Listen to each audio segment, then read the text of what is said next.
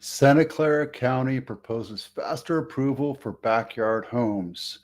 Today's highs and lows in Santa Clara County, and Americans are flocking to outrun home prices. This is where they're moving, and list price reduction, and yeah, Los Gatos home of the week. Let's get moving here. Okay, so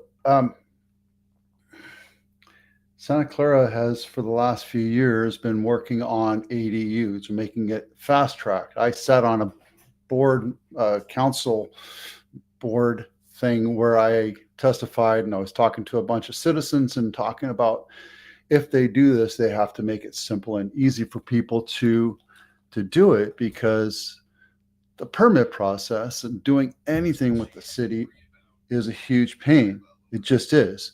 It could be 6 months to 6 years to get something done, and unfortunately, it just is what it is. It's just the bureaucracy of the living in big metropolitan areas. San Jose is not the only one.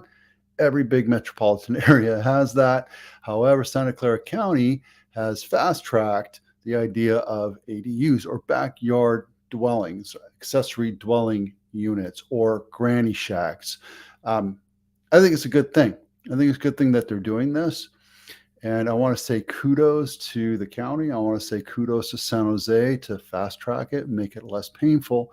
It's not perfect, but they have to make sure that it's done in a safe manner and with good workmanship. So they have pre-approved vendors, which might not be fair for everybody, but these vendors have designs that are approved through the city. So you have a choice of 5 or 6 types of shacks or ADUs to use, and you go to these 5 or 6 different vendors and they give you your options.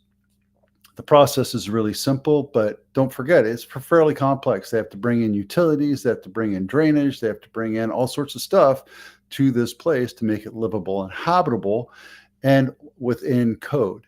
And what they're doing is they're going outside of code because of certain clearances and variances. So far, there's been 1,400 homes built in the last 5 years. This is good. It needs to happen. I particularly don't think I'd ever do that for my home, but if you're struggling with making income, it might be something that adds value to your home, as well as adding income to help offset your high cost of living, or your high cost mortgage and property tax, etc. There's good news and bad news to everything, right? Think it out if you're going to do this. There's another article that's right here. San Jose program backyard homes is thriving. It is. The problem is the state and I think federal government came down to each metropolitan area and said you have until X amount of days or years to build so many doors. And I think it was 2024, which we're in right now, San Jose was required to build 40,000 homes. I don't think they're anywhere close to that. Maybe 10,000 homes or doors. When I say doors, we're talking about apartments and condos and single family homes and ADUs and mobile homes and everything. So places for people to live. This is one solution. It's not the only solution, but I think it's a good thing, right? There's a story here. Actually, in this one right here, there's a story here where a lady took extra time because her property is located on a cliff, and she had to go through environmental studies and she had to do all this other stuff. This is that other article that I was telling you about.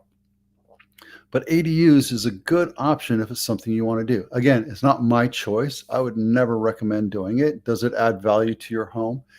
In some cases it does. Some cases it takes away, because it depends on how you do it. If you do it legally, if you do it with good workmanship, and you do it where it's a good flow to the property and it doesn't really take up a lot of backyard, it'll add value. If not, I sold a home with a house with a room that was attached to the back of the house, and it just didn't feel right.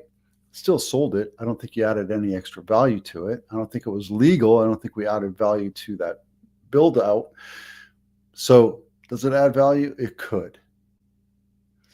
So just take into account. If you have a large lot and it's not being used, or you want to add extra value, think about it. Call me and we can walk through it. I can point you in the right direction. I know people. Vito gives you offers you can't refuse. Okay, Los Gatos house of the week is Woodland, not my listing. 2.5 million, 3-bedroom, 2-bath, 1,900 square feet, 2.5 baths, built in 2023. And reason why I like it is it's right next to downtown, right? Walking distance. Is it perfectly situated? No. As a matter of fact, I don't like it because you're closer to the freeway, but it is what it is. $2.5 million today. I think this is a great bargain. Yellow. Okay, we're not going to be able to look at that today. Yeah, unfortunately, it is what it is. But it's a nice house built. They probably bought the land, which was not a whole lot of land. So you're buying a postage stamp sized lot and putting a little McMansion on it. But it's a nice looking house. You probably have a basement down there, so that doesn't look like it's added to it, but perhaps it is. I don't know. What I do like about this house is it has the metal roof. I know it's not aesthetically pleasing as maybe composition or the Spanish style roof or cement roof, but these will hold up for a lot longer than even the cement roofs. They do. As a matter of fact, in hurricane areas, they're now using it, where this used to be a design solely for snow, because the snow would glide right off and be less of a hazard. This is now something that's considered hurricane rated. Little known factoids.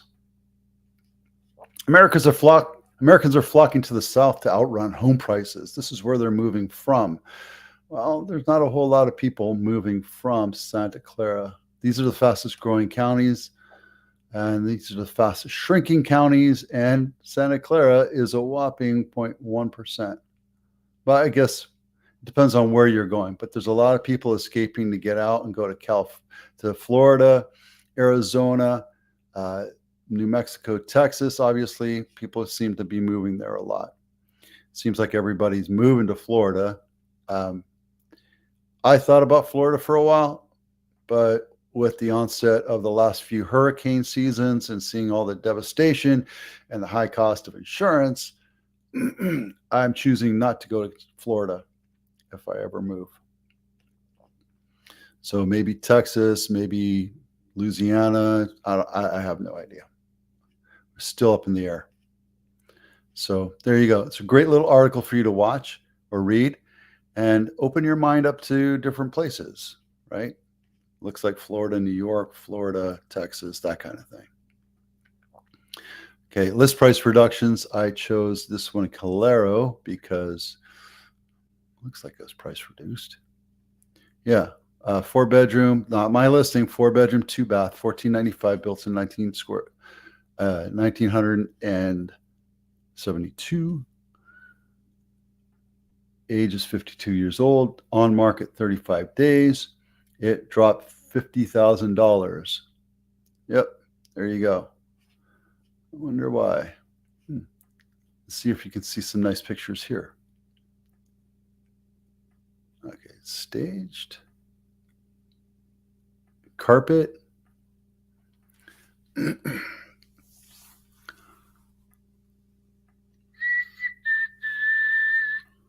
Yeah, so guys, carpet. Oh, yeah, look at that. This is ego trying to sell a house for more than what it's worth. That's an original kitchen. I've sold this model before. This one happens to have original, but the one I sold had a brand new kitchen in it, and it sold for a huge amount of money. 4-bedroom, 2-bath, 1,495 square feet. Guys, 1.5 for a 1,500 square foot. I get it, but not for this area. You're trying to make the market. You're wasting your time and the agent's time. You got to bring the market to you. So one of the best ways to do it is to lowball the offer, the list price, and bring people in and attract it. However, I do think we're in a slump right now. I don't think we're going into anything devastating. We talked about it yesterday. Election cycle, people are going to start hesitating and holding off. There's going to be less competition, but we're also going to see houses stay on market longer, and we'll see a lot more price reductions. Right? We have 177 total price reductions. That number hasn't really jumped up over the last couple of months. I mean, it slowly has gone up, but so has the number of listings. So overall, we're at 16% of the houses listed right now are at price reduction, whereas before the last couple months, we were seeing 9 and 10%. I don't think it's something to worry about just yet. People are saying, well, if my candidate doesn't make it, I'm not going to buy a house. The market's going to crash. I doubt that. What's happening is people are getting a little bit egotistical on the pricing, saying my house is worth this, where maybe it's not, right?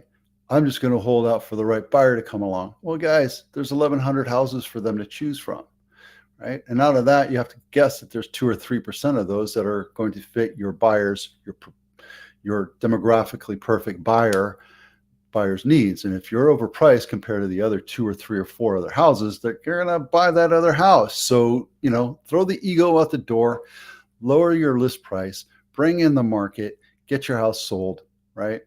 I can't promise you what the sales price is going to be, but I can promise you that if you work with me, I'll get your house sold if you listen to what I'm telling you. It's easy. Okay, so this one is the highs and lows for the month or for the week. And Waverly and what was the other one? And Vine are still no, that's not right. Loma Chiquita are still active for sale. But let's take a look at Magdalena. Client full. So Waverly was that big one, the $30 million one. They're a market maker. Look at this beautiful house. They're looking for the billionaire to write a check and buy this house. They're waiting for the right buyers.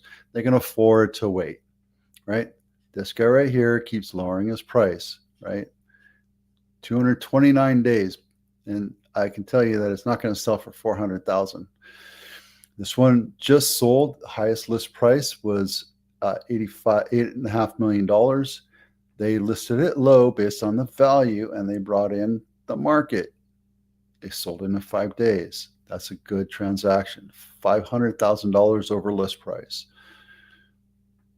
Right. This one right here sold off market, sold for $700,000. This kind of hurts you because you think it's worth $800,000, and it's not, because only off-market buyers are willing to buy it for $700,000. So that hurts you, it hurts the seller, it hurts the agent, it hurts everybody.